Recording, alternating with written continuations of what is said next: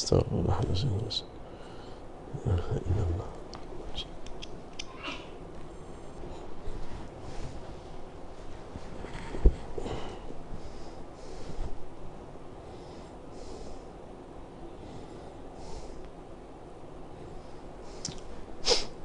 Astaghfirullahaladzim. La ilaha illa huwal hayyul qayyum wa atubu ilaih. Astaghfirullahaladzim. La ilaha illa huwal hayyul qayyum wa atubu ilaih.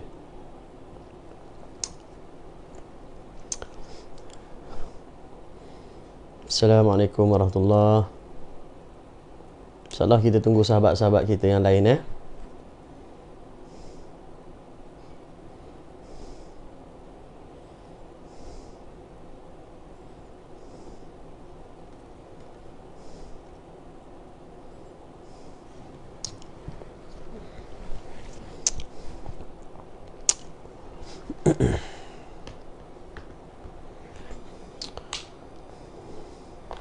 Waalaikumsalam warahmatullahi wabarakatuh.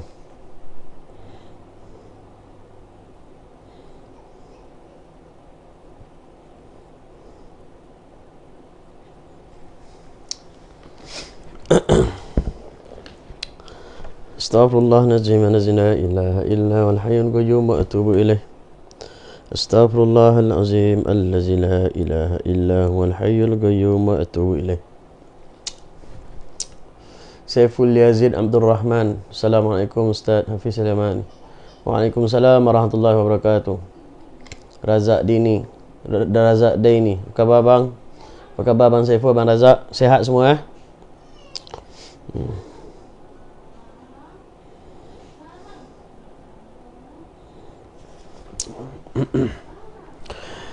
La ilaha illallah. Jadi insyaAllah kita boleh mula dah perlahan-lahan. Alhamdulillah. Moga semua diharapkan semua dalam keadaan sihat.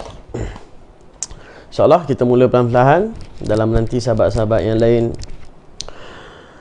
untuk permulaan, kita buka majlis kita dengan Ummul Kitab Al-Fatihah.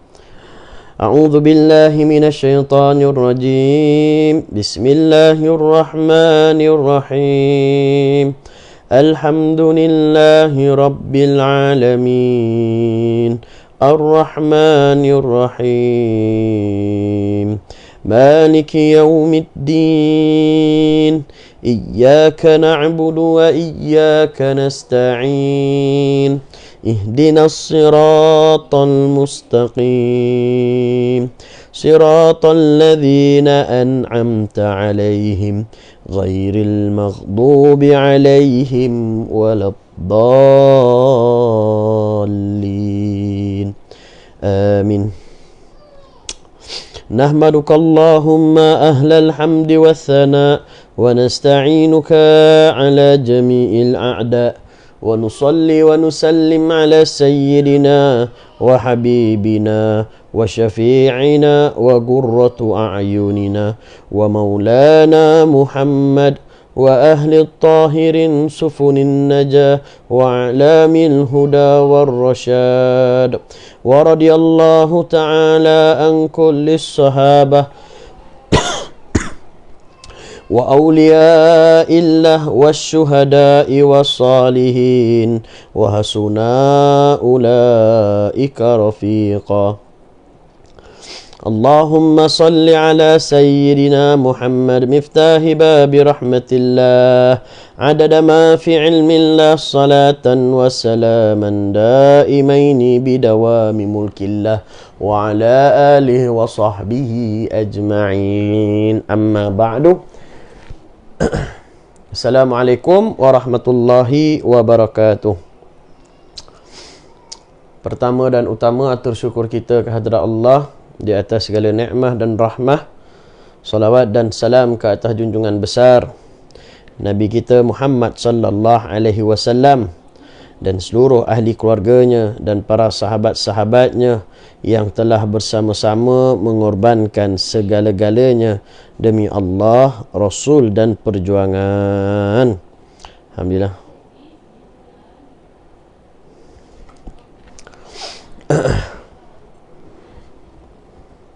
Apa khabar semua?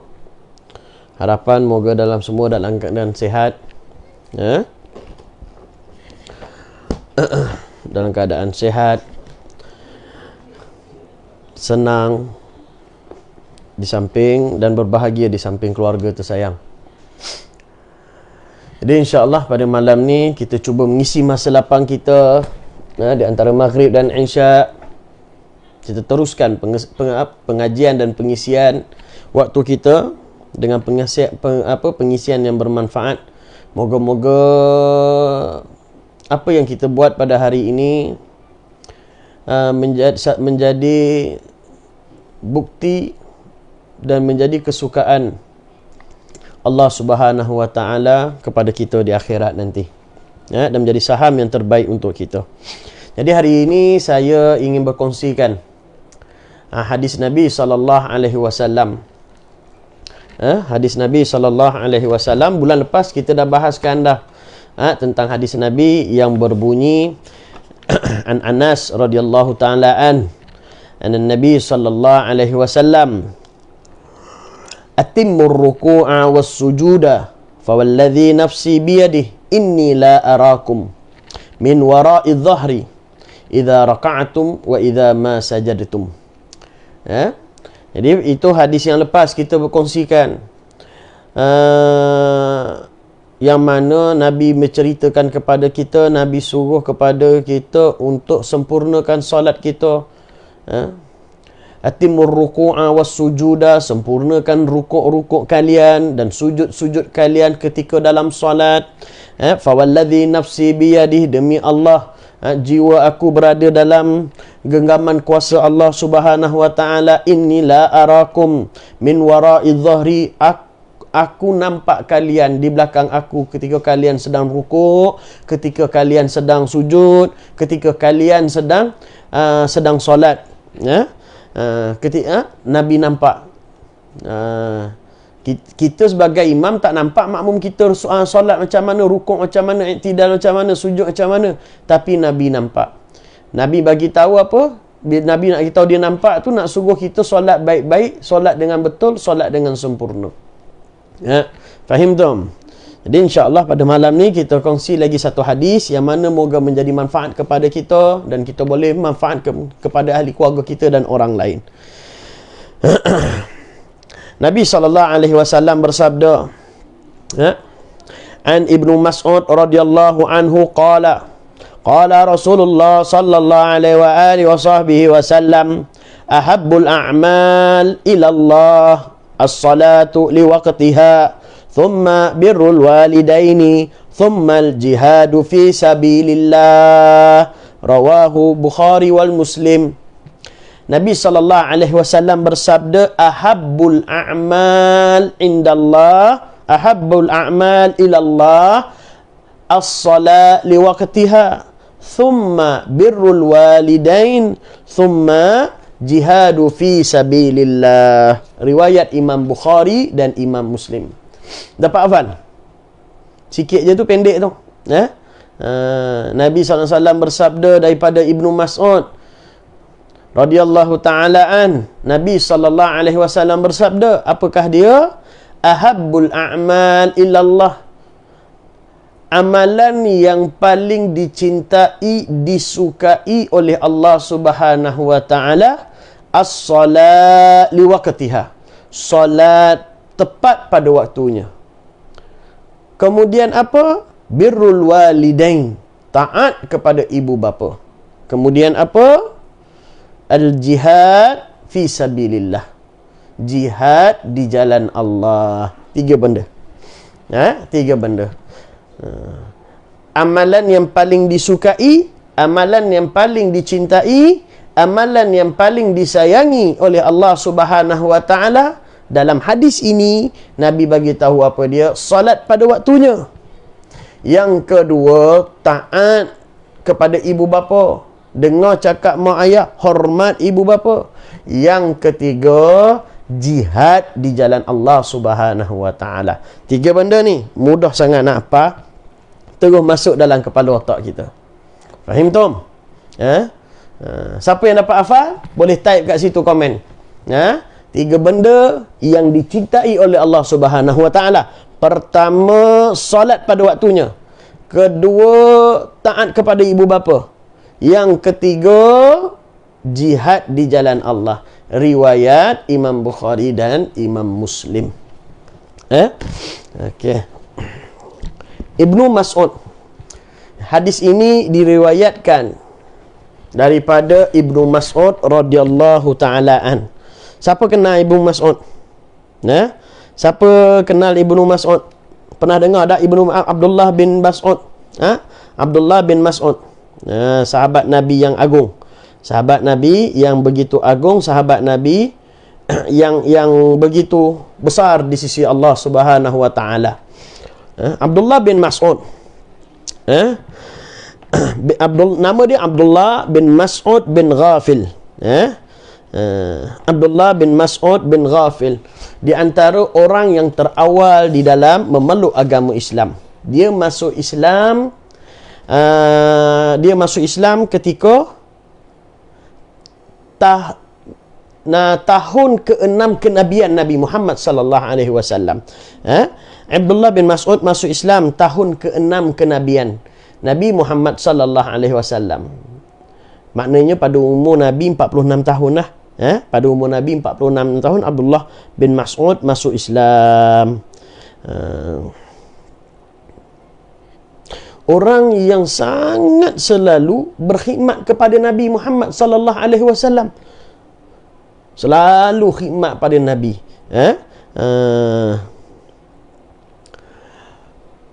Dia menjaga kayu sugi Nabi, menjaga selipar Nabi, menjaga wuduk Nabi. Nabi nak sugi, Nabi nak salat, Nabi nak sugi, Abdullah bin Mas'ud bagi.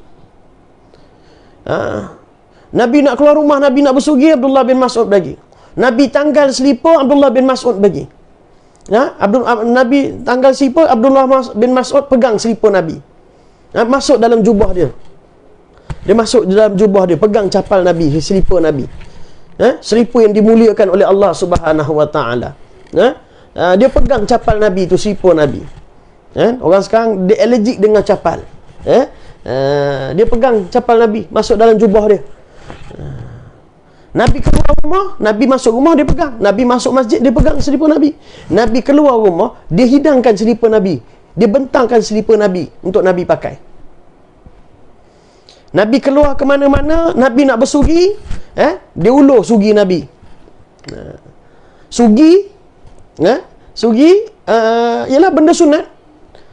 Sunat fi kulli waqt, anytime, any place sunat bersugi. Hukum sugi tu sunat. Di batang tubuh sugi tu, bersugi tu, perbuatan tu hukumnya sunat. Sunat bersugi. Ada waktu makruh. Okey. Jadi ini Abdullah bin Mas'ud, orang yang sentiasa berkhidmat Nabi. Air wuduk Nabi dia yang pegang. Air wuduk Nabi dia yang pegang. Nabi pergi keluar ke mana-mana, Nabi nak berwuduk, dia yang pegang air wuduk Nabi. Dia yang tuangkan Nabi untuk berwuduk. Dia yang berkhidmat kepada Nabi sallallahu alaihi wasallam. Memberi erti apa kalau dia banyak berkhidmat dengan Nabi sallallahu alaihi wasallam? Membawa erti dia selalu berdampingan, bersampingan dengan Nabi Muhammad sallallahu alaihi wasallam.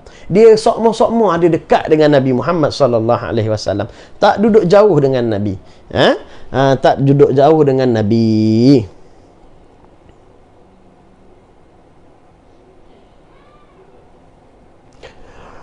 Sahabat yang begitu agung, yang begitu hebat sallallahu alaihi wasallam. Dan dia seorang yang hafaz Quran, orang yang sangat menghafal Al-Quran. Orang yang menghafal Quran, orang yang faqih dalam ilmu tafsir Quran, dan orang yang memiliki suara yang lunak membaca Al-Quran. Orang yang memiliki suara yang lunak dalam membaca Al-Quran. Itu Abdullah bin Mas'ud. Satu hari Nabi datang kepada dia. Nabi cakap kepada Abdullah bin Mas'ud, "Aqra' alayya al-Quran." Baca kat aku ni Al-Quran. tolong bacakan, tolong perdengarkan aku Al-Quran. Lalu apa yang Sayyidina Abdullah bin Mas'ud disebutkan apa? Kif ya Rasulullah, agra'u alaika wa alaika unzil. Macam mana ya Rasulullah? Quran itu diturun ke atas kepada engkau, dan aku pula nak suruh baca ke atas engkau, nak bacakan untuk engkau. Nabi datang jumpa Abdullah bin Mas'ud. Abdullah bin Mas'ud, mu bacakan aku Al-Quran, aku nak dengar. Lalu Abdullah bin Mas'ud cakap kepada Nabi apa? Macam mana pula ya Rasulullah?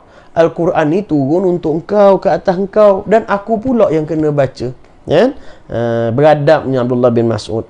Lalu Rasulullah, tak apa, aku nak dengar orang lain baca untuk aku. Lalu Abdullah bin Mas'ud bacalah Al-Quran kepada Nabi SAW, kerana memiliki suara yang sedap. Dikhabarkan, diriwayatkan kepada kita, Abdullah bin Mas'ud ini orangnya ialah pada zahirnya orang yang tubuh kecil je. Tubuh kecilnya, ketinggian dia lebih kurang dalam 2 zirak, 2 hasta. Pendek je. Pendek sahaja, dalam 2 meter kot. 2 hasta dalam 2 meter sahaja kot. Orangnya tak tinggi mana. Kaki dia kecil je, betih dia kecil je.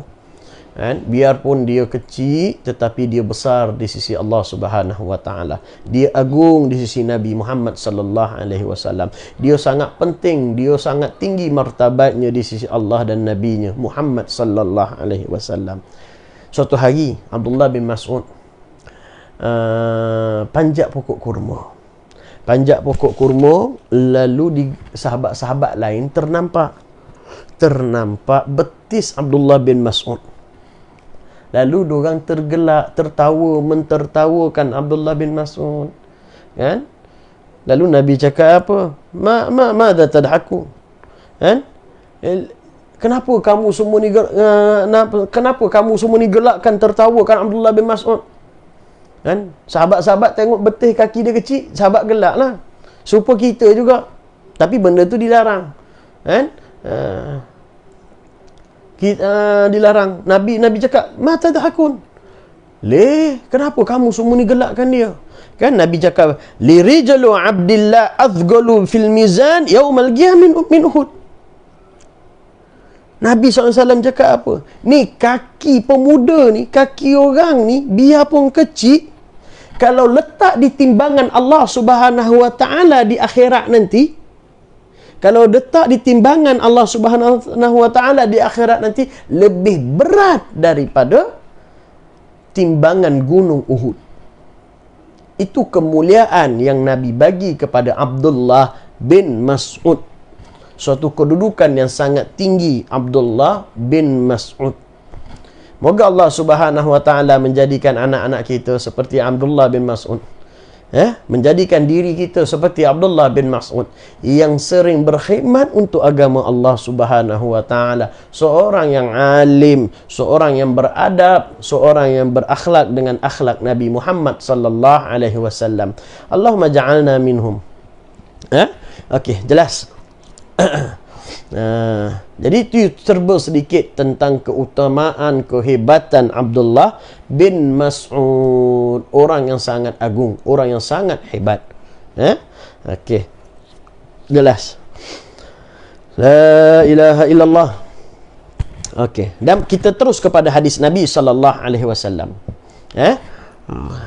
Jadi Nabi sallallahu alaihi wasallam dalam hadis yang diriwayatkan oleh Abdullah bin Mas'ud, Nabi menyatakan apa?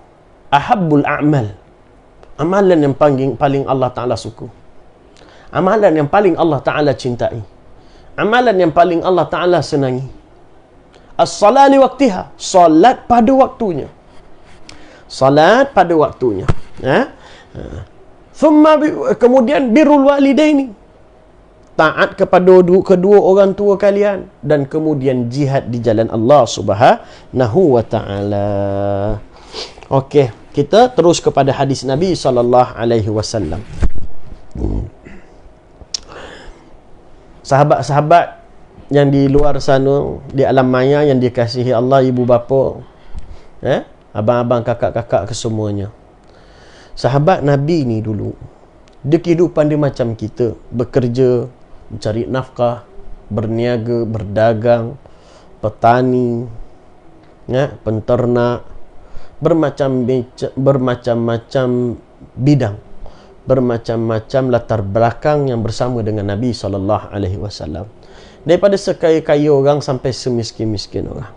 Tapi yang kehebatan pada mereka kesemuanya, mereka begitu istiqamah di dalam melakukan kebaikan dan ketaatan kepada Rasulullah SAW. Salah satu kehebatan mereka akan solat pada awal waktu. Mereka tidak akan melewat-lewatkan waktu jikalau tidak ada sebab. Sebaiknya mereka akan cuba dan berusaha mereka solat di awal waktu bersama dengan Nabi Muhammad sallallahu alaihi wasallam. Ada yang bertani, ada dikhabarkan sahabat Nabi yang tukang besi. Sewaktu sedang menempuh besi, angkat kapak dia tu nak tempur besi, nak katuk besi, tiba-tiba laungan azan, Allahu Akbar, Allahu Akbar. Ni kapak dekat atas kepala ni. Allahu Akbar. Azan dah berbunyi dah. Azan dah bunyi dah. Dia terus lepaskan. Kerana apa? Kerana terdengar lauran azan, Allah Maha Besar, Allah Maha Besar. Dia membuktikan kebesaran Allah Subhanahu Wa Taala, maka dia membesarkan, dia meninggalkan, melepaskan kapaknya, langsung pergi menunaikan solat. Ini dia. Inilah para sahabat, amalan-amalan para sahabat yang wajib kita contohi, yang wajib kita ikuti. Yang wajib kita ikuti. Sekarang waktu MCO, waktu lockdown, PKP, masih lagi kita tidak dapat kebebasan dan masjid surau masih terhalang. Masih ada lagi yang tak dapat. Saya tak lepas lagi nak pergi surau, sebab saya baru 2 dos vaksin. Tak lepas lagi nak pergi surau, nak sembahyang. Baru semalam lengkap 2 dos. Jadi Pfizer kena tunggu 2 minggu, 14 hari. Kena tunggu 14 hari. Jadi masih lagi tidak boleh mendirikan solat Jumaat. Saya tak dapat lagi. Masih lagi tidak boleh untuk pergi solat berjemaah. Lepas 2 minggu, 14 hari, insya-Allah kita dah boleh dah. Tertaluk pada tempat pengurusan masing-masing lah. Jadi kita ada di rumah. Kita berada di rumah kita. Jikalau yang tidak bekerja, yang bekerja tak apa, teruskan bekerja. Jadi kebanyakan hari kita masih ada work from home. Jadi duduk di rumah. Apakah yang menyebabkan kita tidak dapat untuk solat di awal waktu? Seperti mana yang dianjurkan oleh Nabi besar kita Muhammad sallallahu alaihi wasallam. Nabi menganjurkan kita untuk solat waktu. Jadi apa yang menghalang sebenarnya untuk kita solat di awal waktu? Adakah kita masih sibuk lagi di rumah? Di rumah urusan keluarga kebanyakannya. Terhalangnya sesuatu perkara di dalam rumah tidak sama dengan di luar rumah. Kebanyakannya kalau untuk dinisbahkan pada waktu solat, maka boleh banyak yang benda yang kita boleh longgarkan. Kerja-kerja di rumah kita boleh kita ketepikan sekejap, lalu kita solat berjemaah dengan ahli keluarga kita. Okey, faham Tom? Jadi sebab apa? Sebab dia adalah benda yang tersangat dicintai oleh Allah Subhanahu Wa Taala, iaitu dengan mendirikan solat di awal waktu. Berdasarkan hadis Nabi sallallahu alaihi wasallam.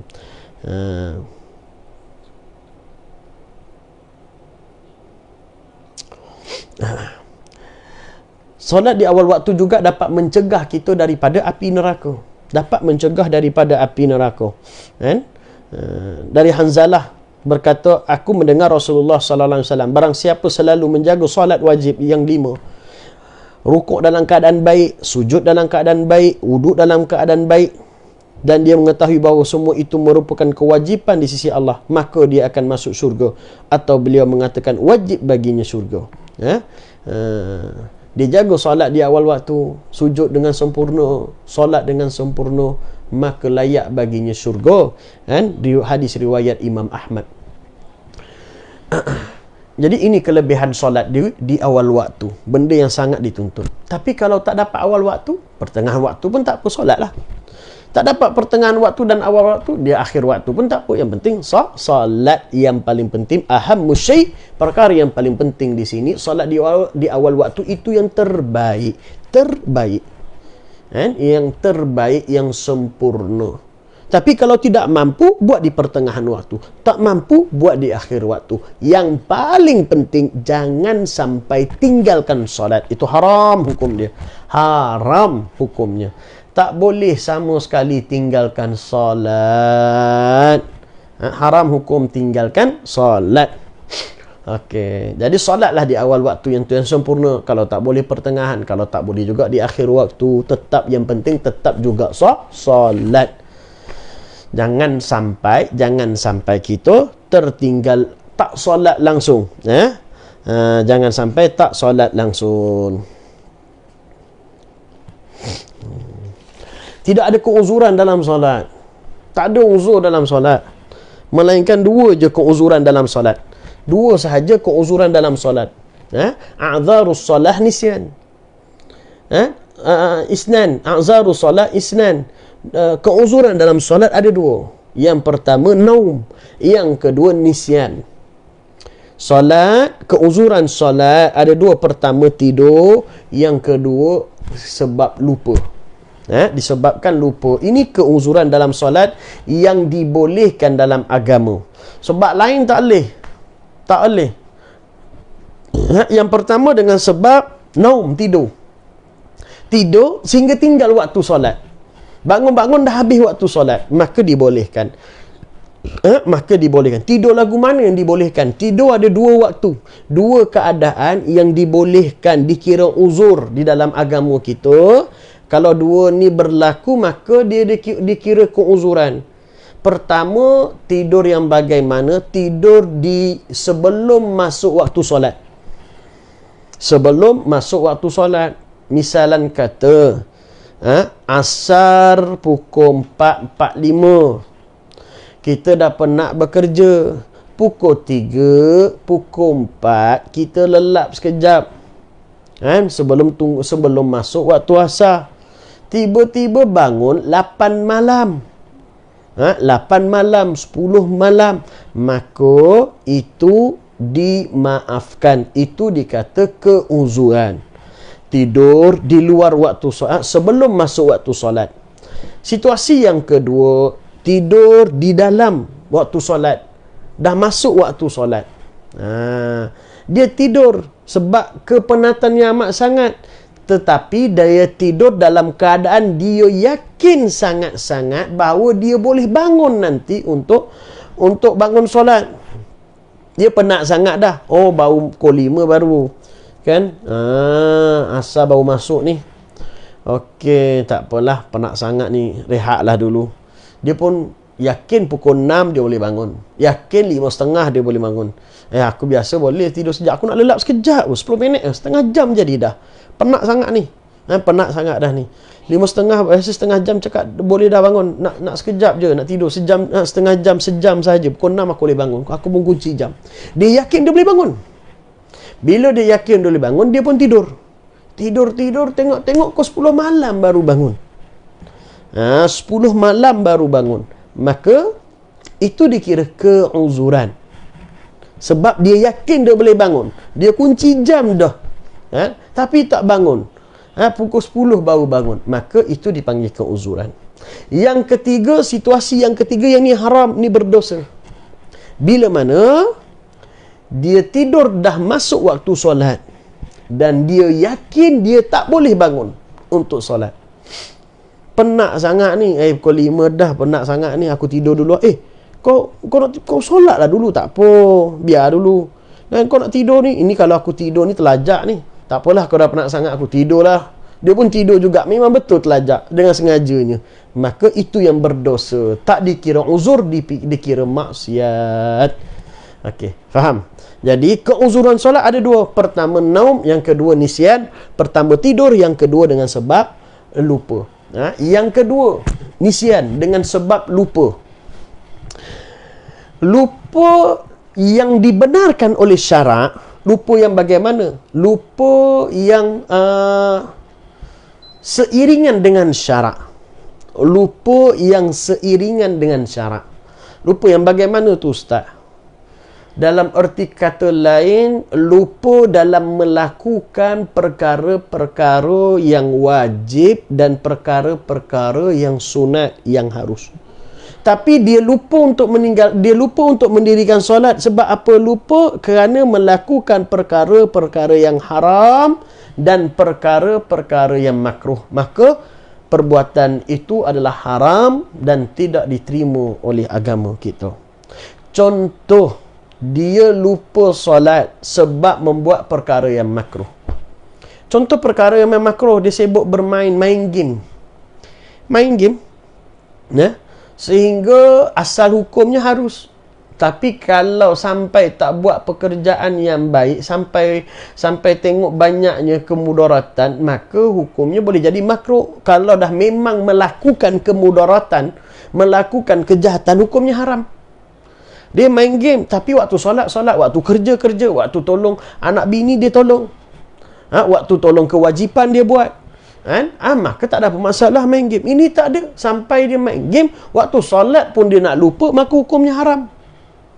Yang asalnya benda tu makruh. Ataupun bermain chess, main dam haji. 1000 kali dah naik hajinya dam tu. Tapi tuannya tak pergi haji, tuannya tak solat. Main chess. Ulama bahaskan dalam bait ni main chess. Ulama sebut ada yang cakap haram, ada yang cakap makruh. Kita pegang yang haram. Yang makruh. Ulama cakap makruh main chess. Sebab apa makruh? Membuang masa. Nak boleh jalan satu langkah tu mikir setengah jam. Nak jalan setengah tu mikir setengah jam nak satu langkah tu. Kalau mikir setengah jam, dia langkah, lepas tu menang tak apa, kalah pula. Tak jadi. Tak jadi. Jadi benda makruh, dia main sampai tinggal solat dia, maka hukumnya haram, berdosa besar. Lupa dia di situ tak dikira uzur, bahkan dikira maksiat. Tapi dia lupa solat kerana melakukan perkara yang baik, perkara yang sunat, perkara yang wajib, maka di situ dikira keuzuran di sisi agama.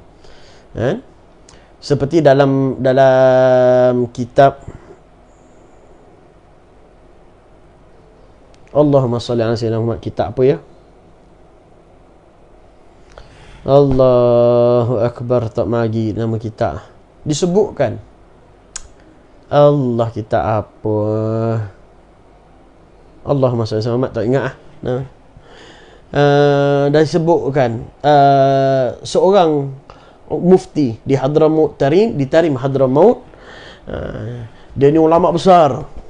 Selepas solat subuh, dia naik ke atas menara untuk murajaah baca kitab. Dia bawa kitab-kitab dia naik atas menara. Dia pun baca buku, galik dia baca buku. Dia tak khabar. Sedar-sedar ada orang naik mimbar besoknya. Dia sedar bila mana ada orang naik mimbar, naik ke atas menara untuk melaungkan azan. Dia pun tegur, nak azan dah kau? Rasa baru lepas solat tadi nak azan. Solat apa tadi? Solat subuh lah. Dia cakap, Habib, ini sekarang mau subuh lain, subuh baru dah.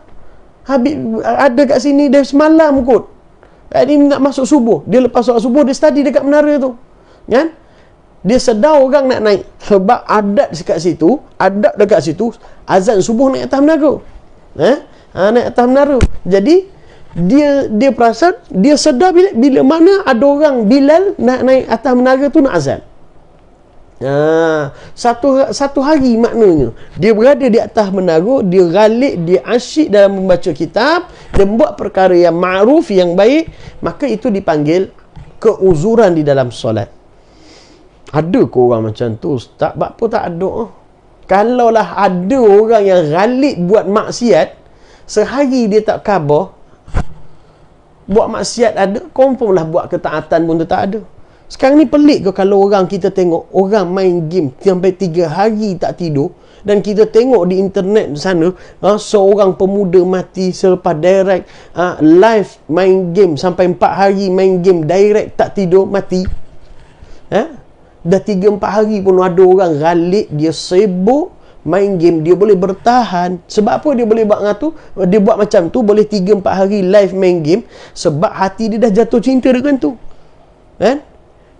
Jadi bagaimana seorang Habib ni tadi, dia boleh baca kitab seharian tanpa tidak sedar, tak khabar, kerana hati dia dah jatuh cinta dengan ilmu daripada Allah Subhanahu Wa Taala. Dia tak khabar dah, dia tak sedar dah, ralik dia, sehingga besoknya subuh baru dia sedar balik, rupanya dah genap sehari dia berada di atas menara tadi, dia tak sedar. Maka itu dimaafkan oleh Allah Subhanahu Wa Taala. Itu barakah waktu yang ada pada ulama. Barakah waktu yang ada pada para alim ulama kekasih Allah Subhanahu Wa Taala. Tak sama waktu kita dengan waktu para alim ulama kekasih Allah. Kekasih Allah waktu dia banyak dihiasi, ada barakah. Ada barakah membawa erti apa? Boleh banyak buat kebaikan. Sayalah waktu saya tak ada berkat, tak banyak kebaikan yang boleh saya buat. 24 jam saya dengan 24 jam ulama sama. 24 jam dia sama, jam saat dia pun sama bergerak. Tak ada yang laju, tak ada yang lembab, sama saja bergerak. Tapi ulama 24 jam dapat menghabiskan baca kitab, dapat menghabiskan berzikir, dapat menghabiskan ribuan zikir, solat. Saya 24 jam saya tak banyak, mungkin banyak buat maksiat, banyak mengumpat, banyak cakap benda yang lara. Baca buku pun sekejap, ngantuk lebih, tidur banyak. Sebab tu kata guru saya, apakah? Semua para kekasih Allah, karamah yang paling mesti diorang akan dapat adalah keberkatan waktu. Semua kekasih Allah, karamah yang mereka akan dapat, yang pasti dapat oleh semua kekasih Allah adalah keberkatan waktu. Maknanya apa? Bukan waktu dia sehari jadi 30 jam. Tidak. Maknanya 24 jam dia dapat banyak buat kebaikan. Itu barakah waktu. Dan keberkatan waktu Allah Ta'ala anugerahkan kepada semua kekasih-kekasihnya. Itu adalah simple ataupun karamah yang wajib Allah Ta'ala bagi. Yang mesti yang Allah Ta'ala bagi kepada mesti para alim ulama kekasih dia dapat, iaitu keberkatan waktu. Faham tu? Okey, yang pertama tadi iaitu Nabi cakap ahabbul a'mal ilallah as-salah li waqtiha. Amalan yang paling sangat dicintai oleh Allah Subhanahu Wa Ta'ala adalah solat pada waktunya. Yang kedua, Nabi SAW bersabda, apakah dia? Yang kedua iaitu thumma birrul walidain, iaitu taat kepada ibu bapa. Taat kepada ibu bapa. Thumma birrul walidain. Nah, Allah Subhanahu Wa Ta'ala bersabda dalam Al-Qurannya, wa qada rabbuka alla ta'budu illa iyyah bil walidaini ihsana. Wa qada rabbuka alla ta'budu illa iyyah wa bil walidaini ihsana. Allah Ta'ala berfirman dalam Al-Quran, menyatakan apa? Dan Tuhanmu telah perintahkan supaya engkau tidak menyembah melainkan kepadanya. Allah Ta'ala telah perintahkan jangan sembah melainkan sembah Allah Subhanahu Wa Ta'ala semata-mata. Wa qada rabbuka alla ta'budu illa iyyah wa bil walidaini. Allah Ta'ala sebut ayat tauhid ni, dan jangan kamu sembah melainkan sembah dia. Allah Ta'ala perintah jangan sembah yang lain melainkan sembah dia. Wabil walidaini, dan kamu hendaklah taat kepada ibu bapa kamu. Dan kamu hendaklah taat kepada ibu bapa kamu. Allah Ta'ala gandingkan, suruh Allah Ta'ala gandingkan perkataan tauhid, suruh sembah dia. Selepas sembah dia, Allah Ta'ala suruh berbuat baik dengan orang tua. Wabil walidaini ihsana, berbuat baik dengan orang tua. Perkataan kalimah perintah Allah Ta'ala suruh mentauhidkan dia, lepas tu Allah Ta'ala gandingkan selepas mentauhidkan Allah Ta'ala buat baik dengan orang tua. Berbuat baik dengan orang tua. Ihsanan ni, ihsanan. Dia kalau ngaji bahasa Arab, dia ada fi'il madi, fi'il mudhari', fi'il amar. Fi'il ni dia terkait dengan perbuatan, past tense. Dia ada past tense, ada benda yang dah lepas, ada benda yang akan, ada benda yang perintah. Jadi perbuatan dia terkait dengan masa. Tapi ihsanan ni dia masdar, isim, dia bukan perbuatan.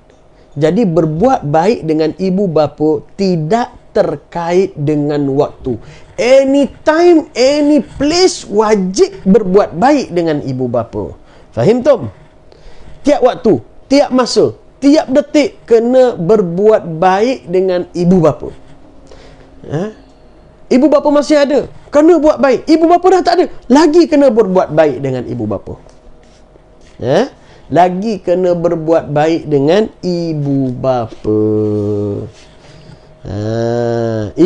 Inilah dia anak yang didambakan oleh setiap ibu bapa bila mana memiliki anak-anak yang boleh mendoakan dia. Berbuat baik, anak-anak yang soleh berbuat baik dengan ibu bapa. Seorang sahabat datang jumpa Nabi.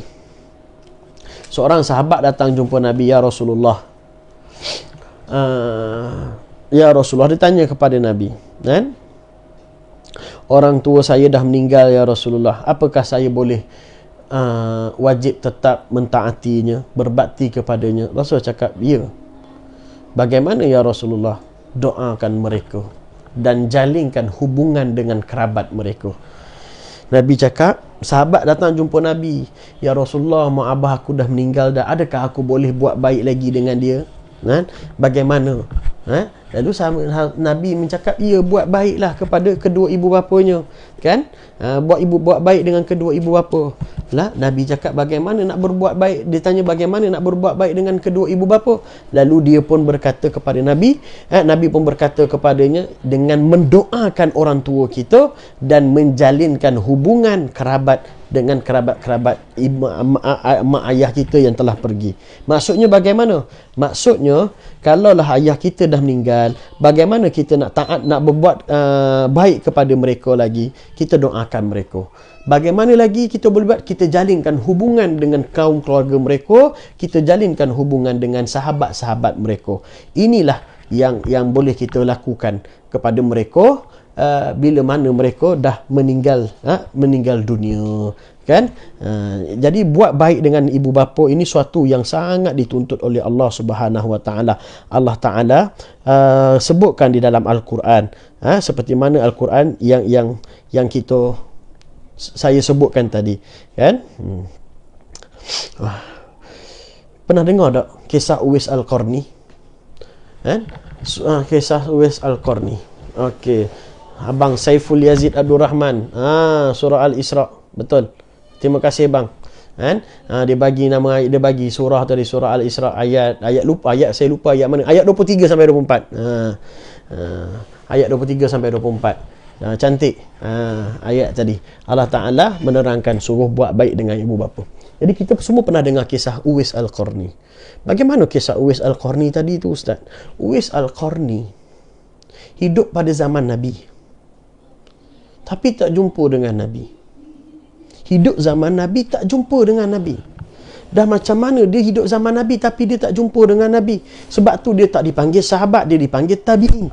Dia dipanggil dengan tabi'in. Dia tak jumpa Nabi, dia tak dipanggil dengan para sahabat. Sebab apa dia tak jumpa Nabi? Ni orang lain semua berebut kepada Nabi. Salman Farisi datang pusing dunia mencari Nabi. Dah kenapa dia tak jumpa dengan Nabi? Kan? Sebab dia berbakti dengan orang tua dia. Munasabah tak kita? Nabi yang begitu agung, begitu hebat, semua nak jumpa. Kalau kita tak pergi jumpa Nabi, pelik. Tapi Uwais Al-Qarni, dia terpaksa korbankan niat dia untuk berjumpa dengan Nabi Muhammad sallallahu alaihi wasallam hanya sahaja kerana dia mentaati, dia ingin berbakti, ingin berkhidmat dengan kedua orang tuanya. Atas asbab inilah Allah Ta'ala naikkan darjat dia setinggi-tinggi darjat kerana berbakti dengan mak dia. Orang lain panggil dia orang gila, tapi namanya begitu mulia di langit. Majhul fis sama' wa ma'ruf, majhul fil ard wa ma'ruf fis sama'. Tak dikenali dekat atas dunia ni, tapi begitu masyhur di atas langit sana. Uwais Al-Qarni. Uwais Al-Qarni. Kan? Jadi taat kepada ibu bapa benda yang tersangat mulia. Berkorbanlah untuk ibu bapa. Berkorban habis-habis untuk ibu bapa. Allahumma salli ala Sayyidina Muhammad. Orang tua, dia telah habiskan segala-gala untuk kita. Kita kena all out dengan orang tua. Kena all out dengan orang tua habis-habis. Dia dah berjuang habis-habis untuk kita, membesarkan kita. Hari ini kita berada, hari ini kewujudan kita, hari ini jawatan kita, hari ini kejayaan kita hanyalah disebabkan kerana doa orang tua kita. Kita tak boleh berada sampai tahap hari ini tanpa doa orang tua kita. Kita tidak boleh ada sampai sehingga hari ini tanpa restu orang tua kita. Dan kita tak akan ada di dunia ini tanpa orang tua kita. Pandanglah mereka dengan penuh kasih sayang. Pandanglah mereka dengan penuh keinsafan. Pandanglah mereka dengan penuh kecintaan. Taatilah orang tua. Ustaz tak nak cerita dalil, banyak dah dalil. Tak nak cerita yang lepas-lepas, banyak dah. Kan? Ustaz ni peribadi ustaz sendiri. Kalaulah kita rasa kita sakit tak baik-baik, kita rasa rezeki tersekat, kita rasa musibah datang menimpa-nimpa, kita rasa keluarga punah ganah, anak tak dengar cakap, isteri tak dengar cakap, maka pertama yang perlu kita cek balik perhubungan kita dengan orang tua kita. Cek balik dengan hubungan kita dengan orang tua kita. Adakah hubungan kita dengan orang tua baik? Adakah hubungan kita dengan mak abah kita baik? Adakah orang tua kita berkecil hati dengan kita? Adakah orang tua kita senang dengan kita ataupun tidak? Jadi kalaulah orang tua masih berasa hati dengan kita, terkecil hati dengan kita, maka itulah asbab tidak berkat hidup kita. Rezeki tak luah-luah, projek tak dapat, berniaga rugi, sakit tak baik-baik, jumpa doktor pakar dah, habis tabib jumpa, habis ustaz jumpa, habis bomoh jumpa, tak sihat-sihat. Sihat sekejap seminggu, lepas tu sakit balik. Kan? Apa lagi? Semua adalah kerana orang tua. Cek balik. Ini peribadi, pengalaman peribadi ustaz.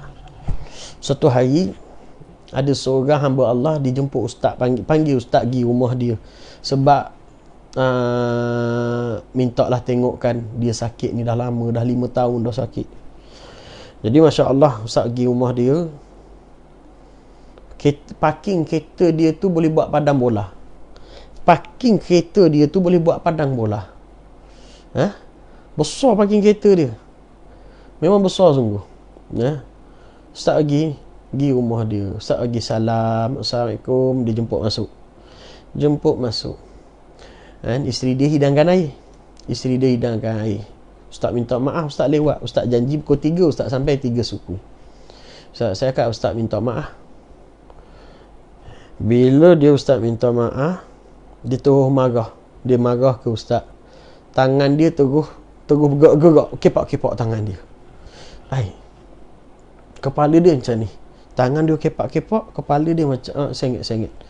Kenapa ni? Saya cakap kat isteri dia, kenapa abang ni, memang sakit ke macam ni?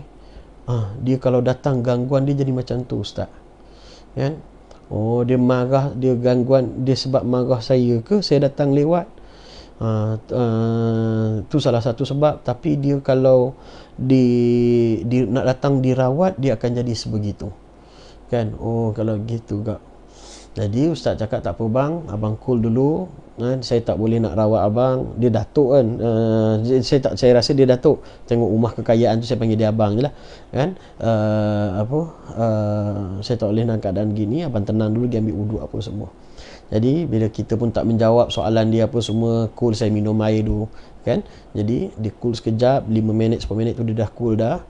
Lepas tu saya pun bangun, dia dah cool, saya bangun, saya nak pergi kat dia, sekali lagi jadi benda yang sama. Saya tak buat apa-apa lagi, dah jadi gitu dah. Tak baca apa-apa pun, tak tanya apa pun, dia jadi gitu dah. Lepas tu saya cakap, kak, saya tak boleh nak rawat ni, keadaan sebegini ni, kan? Susah kita nak komunikasi.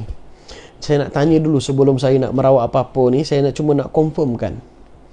Mak arwah suaminya ada, mak suami ada lagi kak? Kan? Ada ustaz. Cuba telefon maknya dulu sekejap, kan? Saya nak cakap, ustaz nak cakap dengan mak mertuanya, mak suami lah. Dia pun pening kepala. Okay. Kenapa kak? Dah ustaz, kita orang dah 8 tahun 8 tahun tak berhubung dengan keluarga mertua, kan? Kita orang ada problem dengan mak dan ayah di kampung. Mak suami dan saya ada problem dengan mak ayah dia di kampung. Suami pun dia dengan mak suami lah. Suami dengan mak dia tu, dengan ayah dia tu bergaduh. Dia bergaduh, ada problem. 8 tahun tak berhubung dengan keluarga. Jadi itulah masalah dia sekarang. Akak suami ni tak berhajat pada ustaz untuk baik, untuk diruqyah, untuk dirawat. Dia berhajat dengan mak, minta telefon mak, minta maaf, insya-Allah mak doakan sihat. Jadi dia mikir lama, kena jumpa mak, kena jumpa mak suami kena jumpa mak, akak pun kena jumpa mak mertua, minta maaf. Jadi malam tu juga dia beli tiket flight balik ke Ganu, suami dia orang Ganu. Jadi minggu depannya dia call saya balik, alhamdulillah penyakit suami sihat, sembuh 100%, dan dia masih lagi di kampung dah seminggu. Hubungan makin baik dan kecintaan, maksudnya mak dah lama sangat tak jumpa, makin bertautlah kerinduan dan kecintaan orang tua, kan? Dengan mak kita ngaku salah, dengan abah kan ngaku salah, ngaku diorang betul dengan kita, taat. Selagi mana diorang tak suruh buat maksiat, kita taat. Selagi mana diorang tak suruh buat maksiat, kita taat. Biarpun benda tu tak betul pada mata kita, tak betul pada adatnya. Tapi orang tua ni, dia tengok dengan mata hati, dia tak tengok dengan mata nafsu, kan? Orang kita pandang untuk kenyang perut hari ni, mereka pandang biar kenyang perut sampai bila-bila. Kita pandang untuk kaya hari ni, dia pandang biar kaya sampai akan datang. Itu pandangan rahmah orang tua. Jadi siapa yang kat luar sana masih lagi rasa sakit, berubat tak baik-baik, jumpa doktor pakar tak baik-baik, siapa lagi yang di sana rasa projek rezeki sempit, projek tak lulus, apa jua berniaga tak jadi, maka petuanya baiki balik hubungan dengan orang tua. Wallahi, inilah rahsia kejayaan kita, keberadaan kita atas hari ni sebab orang tua kita, kan? Orang tua. Maka beruntung orang yang masih ada orang tua, beruntung orang yang masih ada mak pak, beruntung orang yang masih ada keluarga, kan? Tapi siapa yang tak ada keluarga, tak ada orang tua lagi, jangan putus asa, jangan rasa keluh kesah, jangan rasa runsing, jangan rasa putus asa. Sebab Nabi ajar kita, dah tak ada mak ayah, tetap boleh berbakti kepada mereka, doakan mereka dan jalinkan hubungan dengan kerabat kaum keluarga mereka. Apa maksudnya? Nabi ajar kepada kita, mak pak kita dah tak ada, doakan mereka. Doa setiap hari mak ayah kita. Rabbighfir lana wa liwalidina, Rabbighfir lana wa liwalidina, Rabbighfir lana wa liwalidina, Rabbighfir lana wa liwalidina, Rabbighfir lana wa liwalidina. Doakan mereka. Rabbighfir lana, doa ampunkan. Kalau kita Rabbighfir li wa liwalidayya, Rabbighfir li, kan? Ampun aku dan mak ayah aku. Minta ampun semua. Semoga Allah Ta'ala ampun diri kita dan ampunkan orang tua kita. Wali masyaikhina, dan guru-guru kita. Kan? Minta ampunkan. Jangan sampai lupa minta ampun kepada orang tua kita. Minta Allah Ta'ala ampunkan kedua orang tua kita, dan kita sambungkan silaturahim dengan kaum keluarga dia, dengan kawan-kawan dia. Maknanya apa? Mak kita dulu, dia ada kawan dengan Cik Nap. Kawan baik dia Cik Nap. Setiap hari dia akan berborak dengan Cik Nap. Dia pagi-pagi, abah-abah kita dah pergi kerja, mak kita pergi rumah Cik Nap, tak pun Cik Nap datang rumah kita. Maka kita jalinkan hubungan dengan Cik Nap ni. Sekali-sekala kita balik kampung ziarah Cik Nap ni. Mak kita dia ada adik angkat dia, abah kita ada adik angkat. Kita jalinkan hubungan dengan adik angkat tu. Jangan putus silaturahim. Dengan keluarga kita boleh, biasanya insya-Allah orang Melayu kita ada juga yang berlaku, tapi insya-Allah kebanyakan dia dengan keluarga kita akan jalinkan hubungan. Dengan adik-beradik arwah mak kita, adik-beradik arwah abah kita akan jalinkan hubungan kebiasaannya dengan pakcik-makcik kita. Tapi dengan sahabat-sahabat tu yang jarang kita jalinkan. Jadi kita cari balik keluarga mak ayah kita, adik-adik ataupun sahabat-sahabat mak ayah kita yang telah pergi, kita jalinkan hubungan dengan sahabat dia. Sesekali datang waktu MCO ni, waktu lockdown ni, kita tanya khabar, kita datang ziarah, bawa gula, bawa beras, bawa sardin, bawa susu, bawa tepung, tanya khabar, kan? Hadiah Nabi sebut berbagilah hadiah, maka akan mengeratkan kasih sayang, akan dicintai. Jadi kita kena hidupkan sebegitu. Inilah ibu bapa. Adanya kita hari ini kerana dia. Dialah pintu kita nak masuk syurga Allah Subhanahu Wa Taala. Redha Allah ada pada redha dia. Tak guna kita solat siang malam. Tak guna kita solat bangun tengah malam. Tak guna puasa zakat kita. Puasa Isnin Khamis puasa ni. Zakat keluar setiap tahun. Bangun solat tahajud malam. Quran seminggu sekali khatam. Tak guna sama sekali kalau orang tua kita tak reda ke atas kita.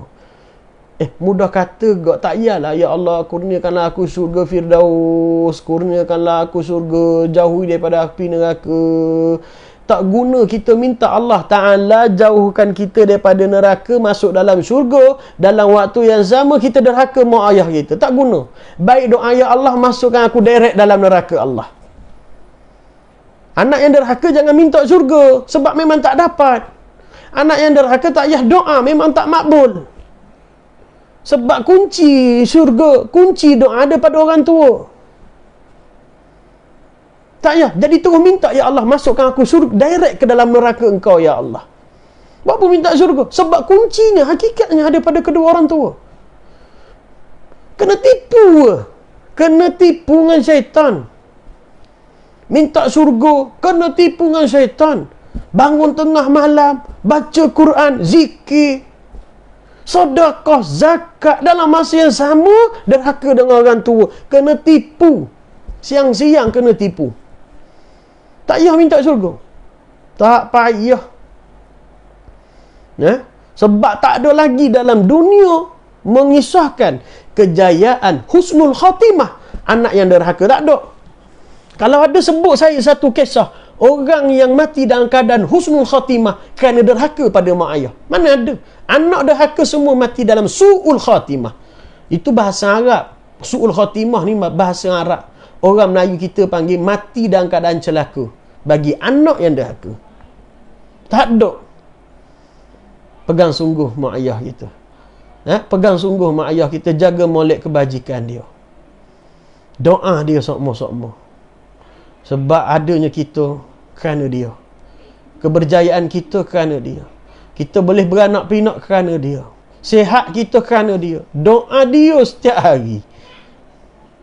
Gini saya nak bagi tahu satu kes, satu kunci sini. Kita anak, kita balik kampung.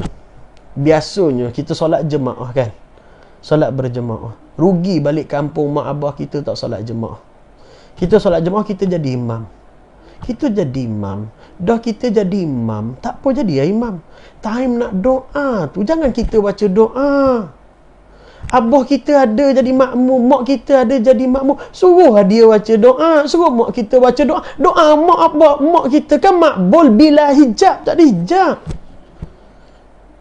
Dah kita doa, suruh mak kita dah baca zikir semua time doa, suruh mak kita baca doa.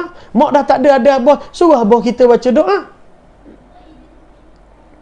Dah mak kita baca doa, cakap mak kita sakit minta Allah sembuhkan, mak kita ada projek minta Allah lepaskan projek ni, mak kita berniaga minta Allah bagi rezeki luah. Dah doa mak tak ada hijab, minta mak kita doa. Jangan kita baca doa dah. Saya balik rumah mak saya, solat jemaah rumah, memang mak saya, abah saya baca doa. Saya solat berjemaah di rumah, kalau saya dengan isteri saya je solat berjemaah, saya baca doa. Kalau anak-anak ada sekali waktu kita sama-sama solat berjemaah, saya akan suruh saya baca doa. Untuk saya baca doakan semua. Lepas tu isteri saya baca doa. Sebab doa ibu kuat untuk anak-anak. Bila isteri saya baca doa, saya cakap lebihkan doa kepada anak. Jadi isteri saya macam doa, akan minta lah doa untuk kita sekeluarga dan lebihkan untuk anak. Ya Allah, bagi anak kita cerdik, bagi anak kita berakhlak dengan akhlak Nabi, bagi anak kita beradab dengan adab Nabi. Jadikanlah dia sebab kita masuk syurga. Lepas tu saya minta doa anak-anak saya pula. Doa saya ni banyak dosa. Anak kita ni tak buat dosa, budak kecil. Saya ajar dia doa. Abang kakak doa.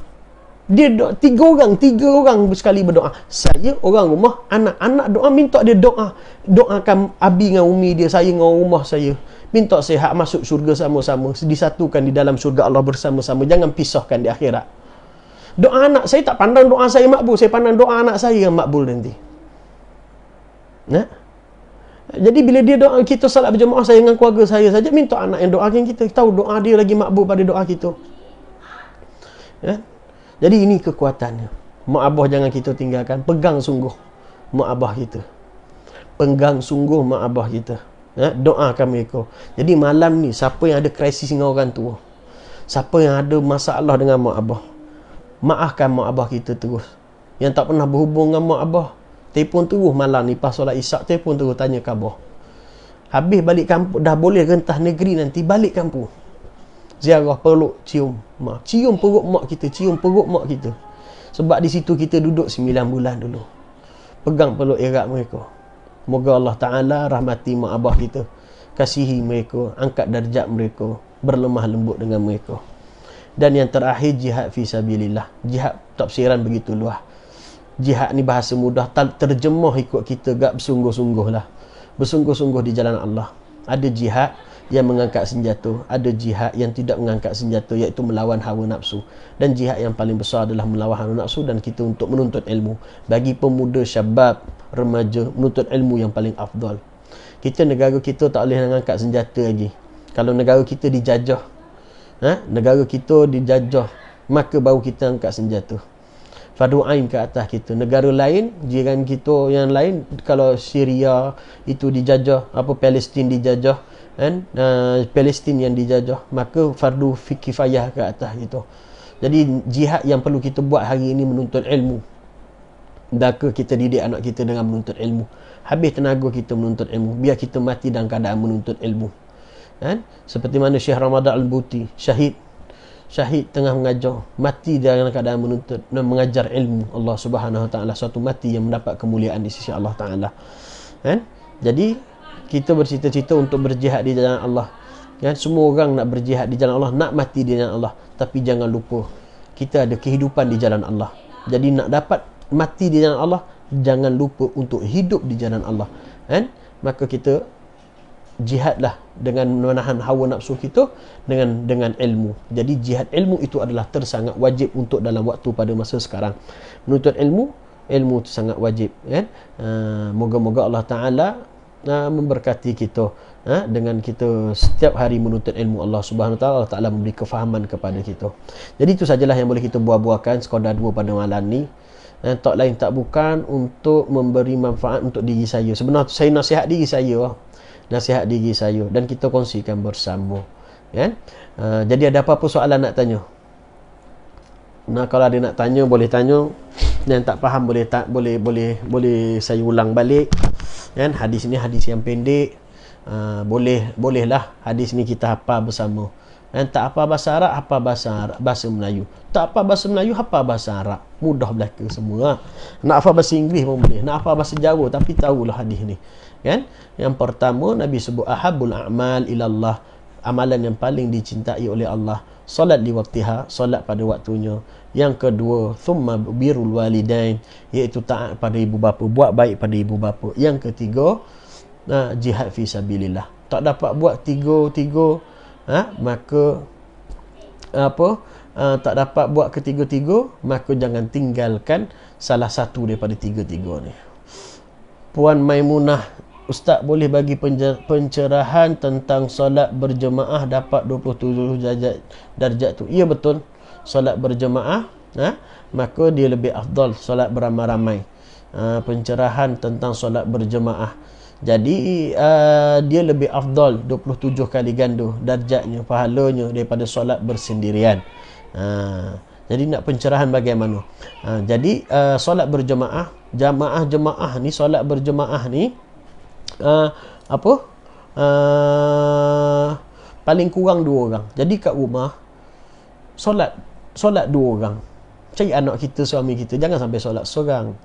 Jangan sampai solat seorang. Dah tak ada orang. Tak ada orang kat rumah. Pukul 2 dah masuk Zuhur, tak ada orang.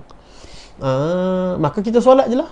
Dah pukul 2 dah masuk waktu Zuhur kan, lewat kan, nak tunggu suami tak balik lagi, nak tunggu anak tak balik lagi. Kita solat dulu. Solat dulu seorang. Solat dulu seorang. Ini amalan, kan? Solat dulu seorang. Tiba-tiba pukul 3 kita dah solat dah Zuhur. Pukul 3 anak kita balik, dia nak solat. Tadi kita solat seorang. Boleh tak kita nak solat sekali lagi balik? Boleh, tak ada masalah. Solat dengan anak kita berjemaah, solat dengan suami, pukul 3 suami kita balik, solat sekali lagi berjemaah. Dipanggil i'adatus solat, ulang balik solat. Boleh, tak ada apa masalah. Ulama bersisih pendapat tentang mana solat yang diterima Allah. Ada pendapat mengatakan solat yang pertama, ada pendapat yang mengatakan solat yang terbaru yang kedua, ada pendapat yang mengatakan solat yang terbaik di antara keduanya, kan? Jadi tak ada masalah. Jadi kalau kita nak didik diri kita solat, mencintai solat berjemaah, buat seperti itu, kan? Gitulah kami diajar. Masa di Yaman dulu, di Hadramaut Yaman, tidak ada istilah solat seorang. Rugi besar solat seorang. Jadi macam mana? Jadi kalau masa belajar dulu memang tak ada istilah solat seorang, orang pun sentiasa ramai, kan? Tapi mungkin ada waktu yang kita berseorangan, tak ada kawan, kan? Tak ada kawan, ataupun masbuk. Bukan solat seorang ataupun masbuk. Ini didikan kami di Hadramaut Yaman.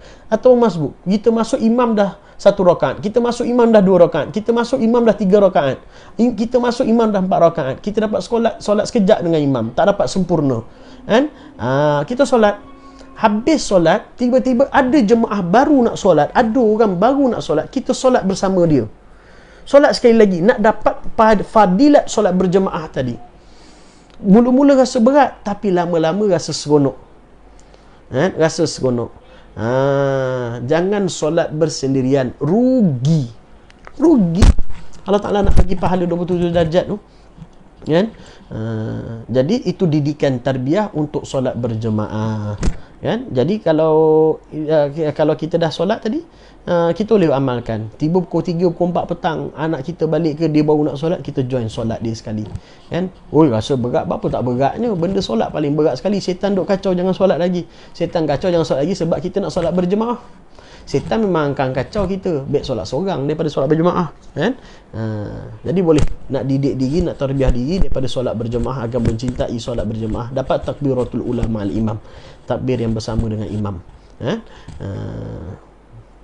Ada apa soalan lagi nak tanya? Abang Saiful Yazid, mohon undur diri dulu. Tafadhal, tak ada masalah. Bagi yang ada masalah, ada urusan, boleh undur diri, tak apa masalah. Okey, jadi tak ada apa-apa lagi dah nak tanya, kan? Harap bolehlah apa yang saya share, yang saya kongsi malam ni dapat memberi manfaat untuk diri saya dan kita semua. Jadi rasanya tak ada apa-apa lagi dah, kan? Okey, jadi kita boleh berhenti di sinilah kot. InsyaAllah teruskan mengaji, teruskan belajar, teruskan menuntut ilmu. Moga-moga apa yang kita buat semua ini dipandang oleh Allah Subhanahu Wa Taala, dan paling indah sekali kita dapat bersama dengan Nabi Muhammad sallallahu alaihi wasallam di akhirat nanti. Wallahu taala alam. A'udzubillahi samii'al alim minasyaitonir rajim. Bismillahirrahmanirrahim. Ya Allah, ya Tuhan kami, terangilah hati-hati kami dengan cahaya Nabi kami Nabi Muhammad sallallahu alaihi wasallam, dengan cahaya para alim ulama-Mu, dengan cahaya para wali-wali-Mu, dengan cahaya orang-orang soleh, dengan cahaya orang syahid jalan-Mu ya Allah, dan cahaya orang yang berdakwah di jalan-Mu. Terangilah hati-hati kami dengan cahaya mereka semua. Ya Allah, ya Tuhan kami, berkatilah umur kami, berkatilah rezeki kami, berkatilah pekerjaan kami, berkatilah perniagaan kami, berkatilah pendapatan kami, berkatilah ahli keluarga kami dan anak beranak kami, dan berkatilah ilmu yang kami tuntut saban hari ya Allah. Ya Allah, ya Tuhan kami, panjangkanlah umur para alim ulama kami, tok-tok guru kami dan kedua ibu bapa kami ya Allah. Sihatkan tubuh badan mereka dan tubuh badan kami ya Allah. Sembuhkan penyakit-penyakit mereka dan penyakit-penyakit kami ya Allah. Tutuplah aurat mereka dan aurat kami, keaiban mereka dan keaiban kami di dunia dan di akhirat ya Allah. Matikan mereka dan matikan kami dan matikan seluruh muslimin muslimat dengan kematian yang baik. Sesungguhnya hati-hati kami berhimpun saban hari ya Allah, kerana sangat mencintai para alim ulama-Mu ya Allah. Sallallahu alaihi wasallam Muhammad wa ala alihi washabihi wa barik wasallam. Alhamdulillahirabbil alamin. Okey, terima kasih semua. InsyaAllah kita jumpa lagi di lain hari. Wallahu ta'ala a'lam.